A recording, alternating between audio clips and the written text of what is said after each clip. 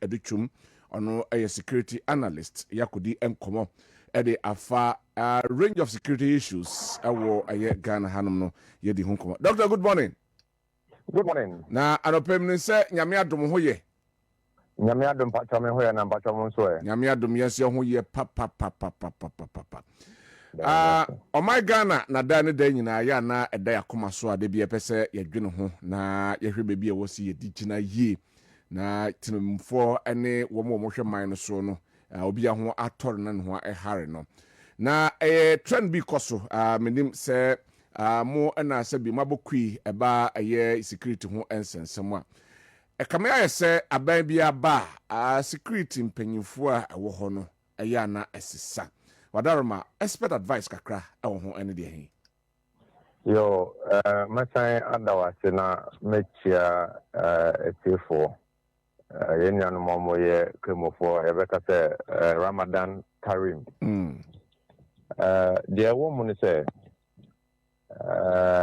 ba ade friend se bambo ho ensem ne sibia ene ne tibia ene ne bobio sanya ya na etente no abeni na no se leadership be as a you always want to first of all no say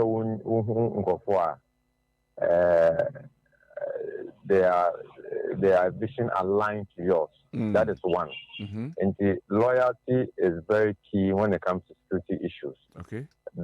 Irrespective of Nepal experience and the years of service and all of those things, because of how ye treaty yensem or main excessive partisanship eroded to every fiber of our institution. Okay. And there are another trust and so that anyhow into war security agencies sometimes very important for you say Obama will carry no ehun hian na impose war party affiliation e say Obama one day no we duma na we no show the core nature of your duty and responsibility than sometimes your party affiliations. However, there will be so no more or party and di omonim and say within the regime period no ya na in favor into so before for bar na as I say obetisa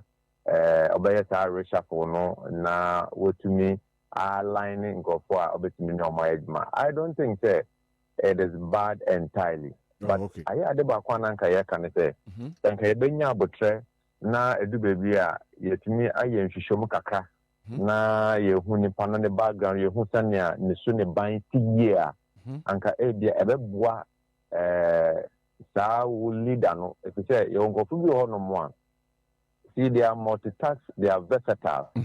Yeah, na my take the issue of say nyame ensa wo bi so na odi ye na adwuma and also it plays a role in every work that we are doing. Okay. May more example. Okay. I would have always say ya mame tiwa adodankwa obi to say that woman no say wo cheche na wo nim ye a you may not know how resourceful that woman is. Okay. And wherever you put that woman will perform. Or you'll be on yimu. On Jane say, dear, all your man and a regime be pension. Now, or the Huni na Mata regime, but it's so a very principled. Now, your man suma and what it. So, some of us are even happy, even if in free research and planning now, I don't call as a technical advisor. For some of us, it is even an elevation because to become a technical advisor to the interior minister, it means that you play a crucial role in the day-to-day management of the nation's security. And the experience, I think that it will better even fit where they are going to put her, and we know that she's going to perform beyond expectation. Okay. Because or your body and also your police in the Dr. Fracha enam na ho brase ene ne nipa hu nkitahudie papa owonte no ema bebi obekobia no or very successful. You see, we have seen some hands that are fighting against that woman. But what people are refusing to understand is that woman is an anointed police woman. Right. That is what other people say.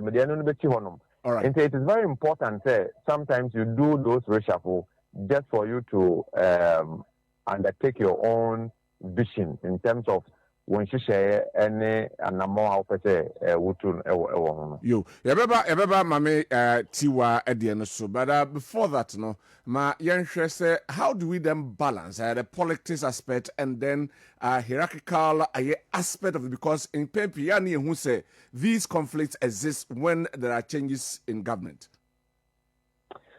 In fact there no kwaba ko mu say na ewo ho na when we say o share police juma any asafo juma any other security agencies now would rank dia wa baso body no en free sa aswe na wo mu no na ebeba ebe free omampani akachi na ebeba nti do sa stage na ya na prepare no doso because obi abepese obetumi move to the apex of the career.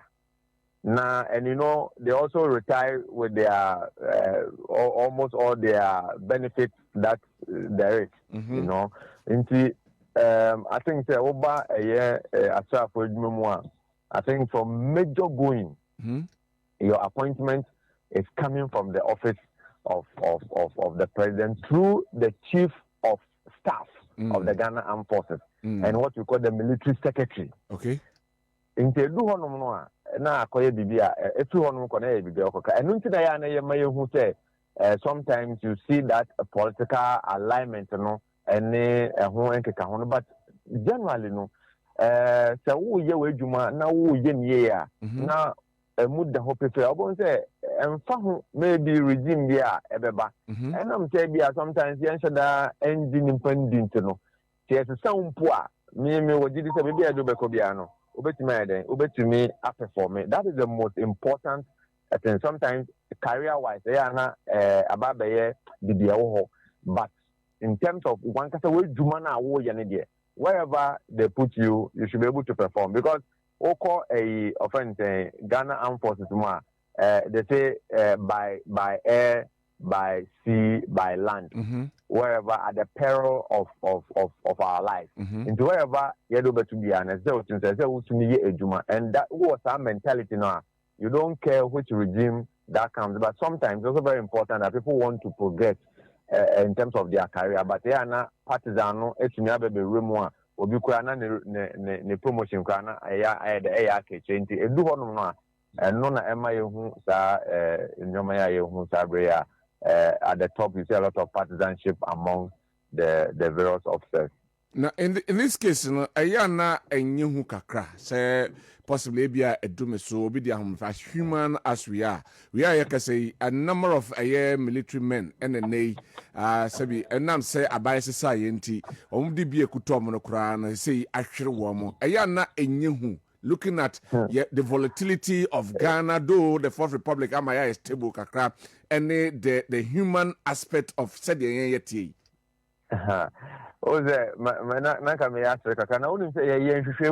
I think in 2023 na ye share ECOWAS project bi na ye na mo hwe say Ghana ni Liberia nsonson ben na den na etumi ama omo asosteni omo peace and security architecture no o say Liberia entokwa mu and omo free mu fie no yehu a very stable country they are really progressing in terms of their peace issues but over Ghana ha no mo a yen nya any large scale conflict until now you say when it comes to political transitions what has helped us adia ba ko ebe mu ne say wo hwe since 1992 any electoral successes now there is a notable thing sometimes in the form but it is also at some higher places and on any say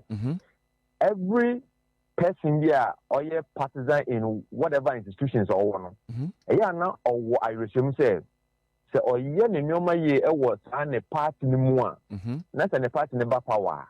Or bit mania they are all shit. And the near say or mobenya sa I dream bonnie say young concoy bibia in the case of maybe the security agencies, you know, young conco two abandoned or why you say I hear so at 8 years. Na by ba the honest should be an bit mania.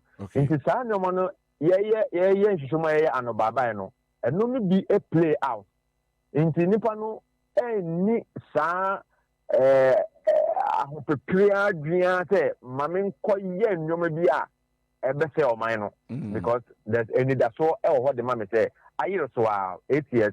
My party will come to power and I'll also benefit, whether in uniform or out of uniform. The person will benefit. So there's no need for them to do that. Two, about aside for side now, we also realize a different peacekeeping was also keeping the soldiers at bay.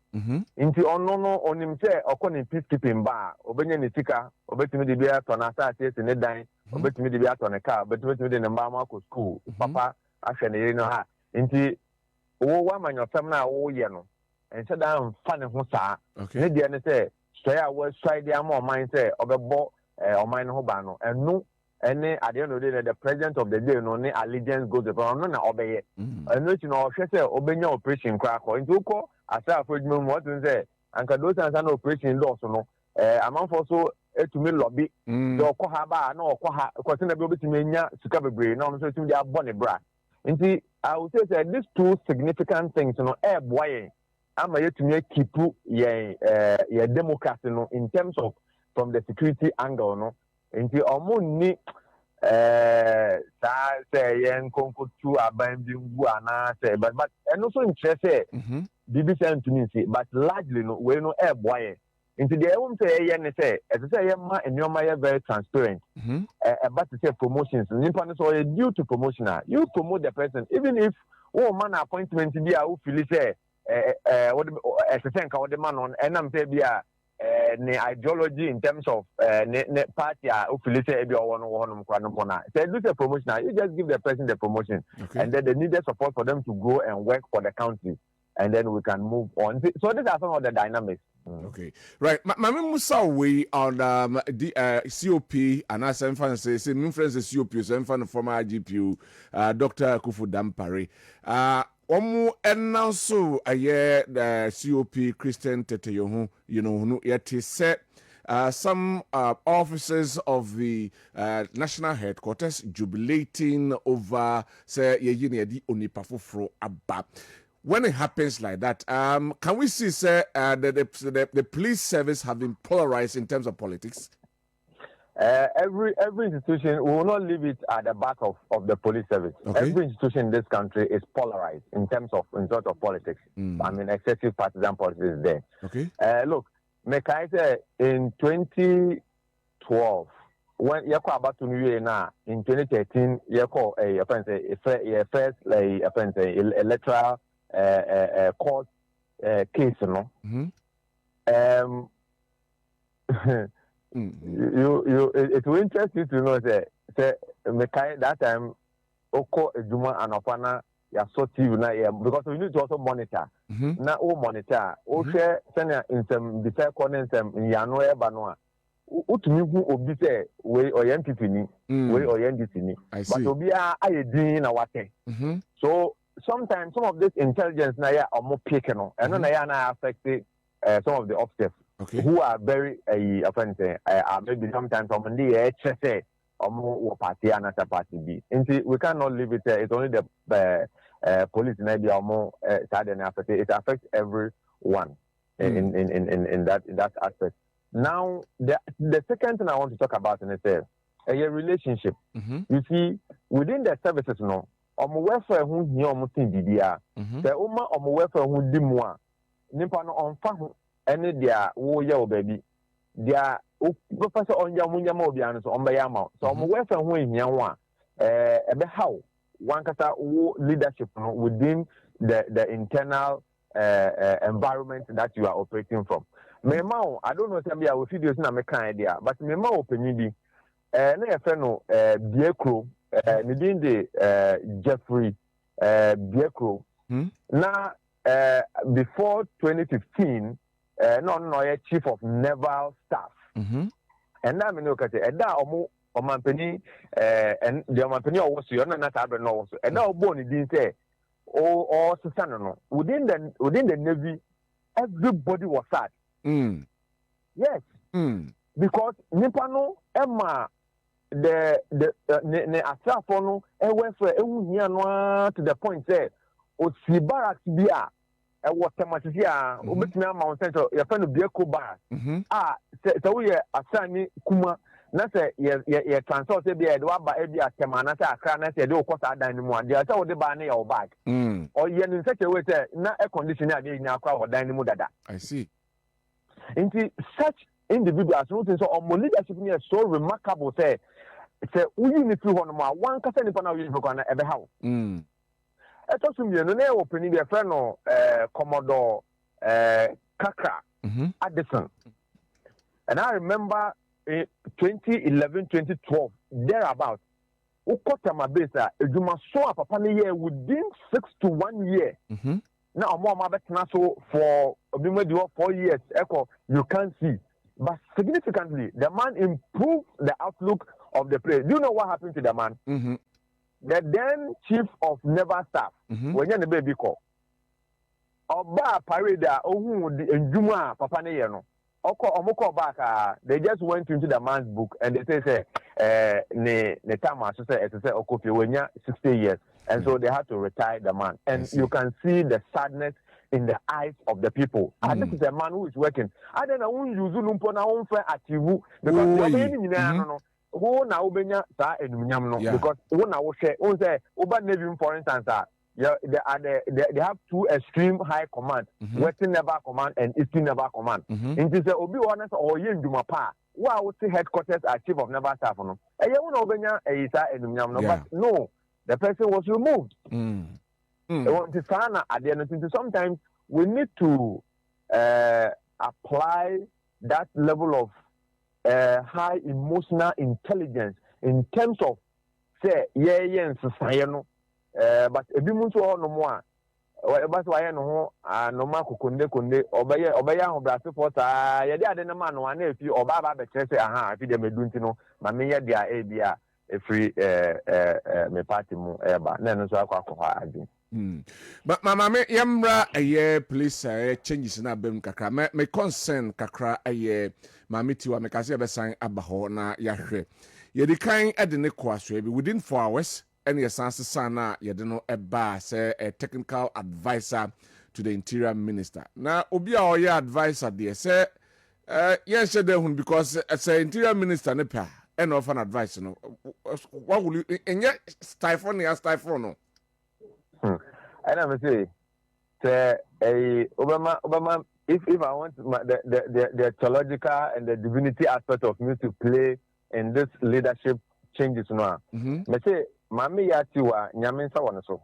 okay mami no sanya nisu ne ban ne bobio ete no bebi ani ho a wo de ne to a wo betumi aka na hye why to say kutunsi ana say ekra wo de tunsu ani a wo ka hye nsu ase akwa na asan aba sa na mami ne say I think say the technical advisory role normally amano it will be to the best interest of the interior minister so ordinary ben na obehu insunsanso pa obenya ewo ne administration mo now remember if you are a minister in Mahama's government today your ministerial position is actually not guaranteed even for a year because or can say or the nipa 60 na bu ne mine as ministers both deputy ni bibia sa na why necessary it means that ada nkofo ananka omowo enida so say nka bia ye fa nipa by 80 ana 90 anka miso benya bi no they are all on standby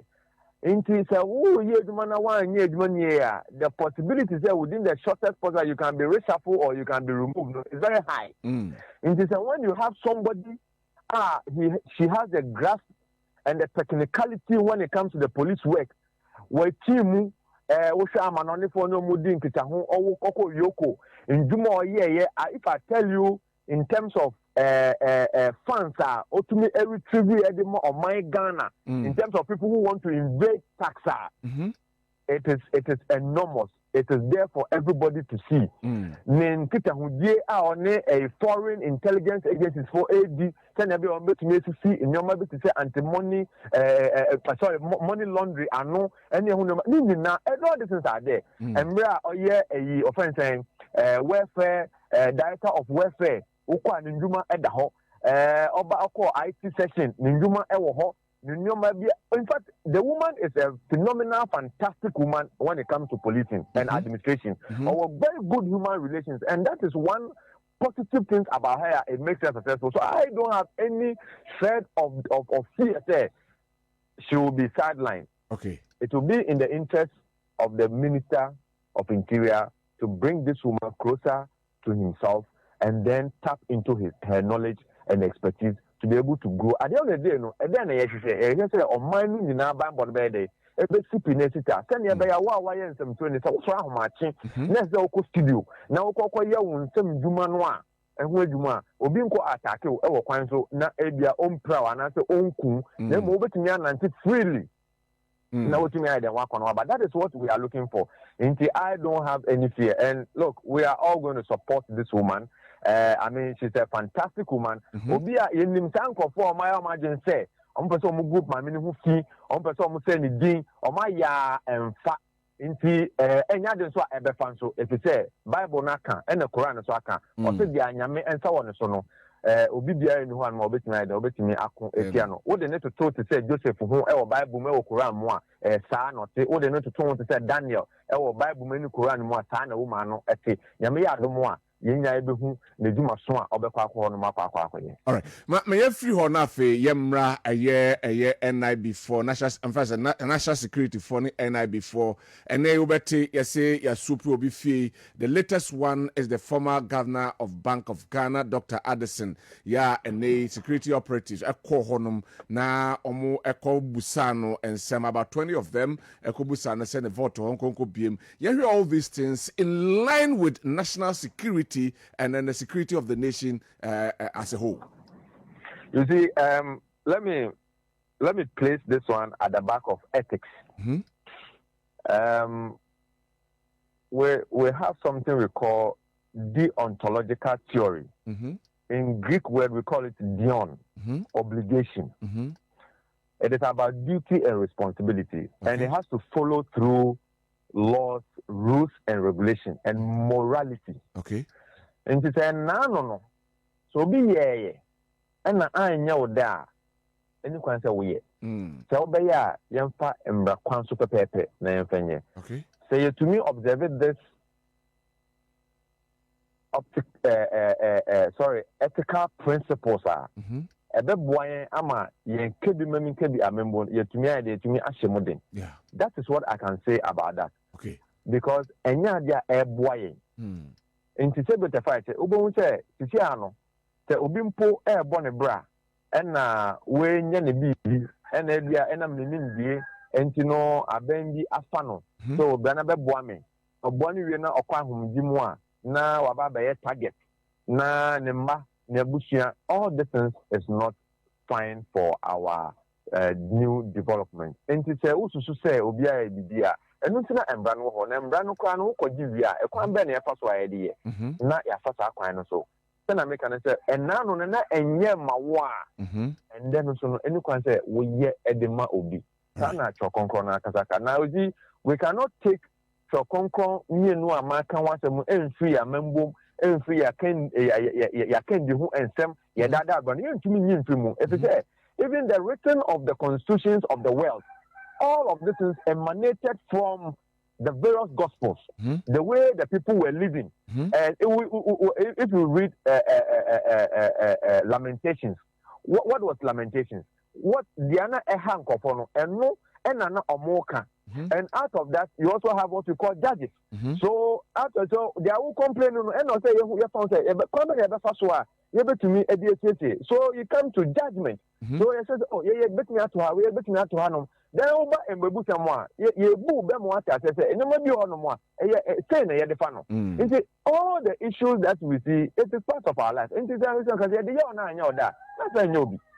So that we can build a very inclusive, non-polarized environment, unpoisoned environment, because the environment is so poisoned that ordinary persons, me, I mean, because by the time I'm a new business, we because yeah, MPP or yeah, but yeah, you assume my Ghana, you assume I could do UN level, ya kwaya ba, yeah, you dia a woman ya beka, yeah, no sono. And also, and I said, yeah, no, Yabeka, the Indian, and not the bed, and also Yabeka. Send a baby, I bet me a cabo me the teacher or my no man at Tumpo.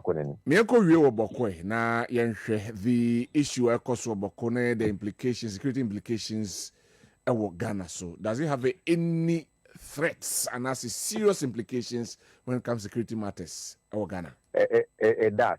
It does. Minya Bema, you say, can't. A Huniana came in Meboa. A cannon Tianakato. Very good. And he said, BBS, you some parts of the northern region. Ebia the extreme south. Obewajen send far home. Because Bokun and Sam Sana Diakano, you're shown from a multifaceted angle. We are looking at it from economic angle. We are looking at it from trade. If we the what we call protective security or hard security angle. We are looking at it from social, psychological angle. Because and they say Abemua be a school or secondary school be a was amputing one more.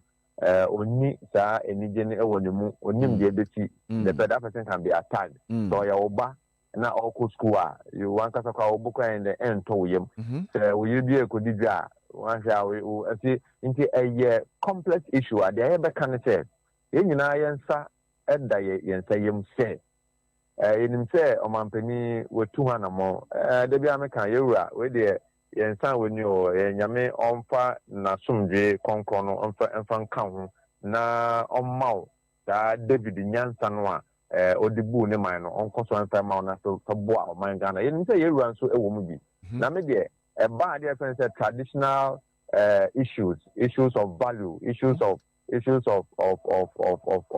moral issues and how I justify the yemra and yamembo hun some edited in some one.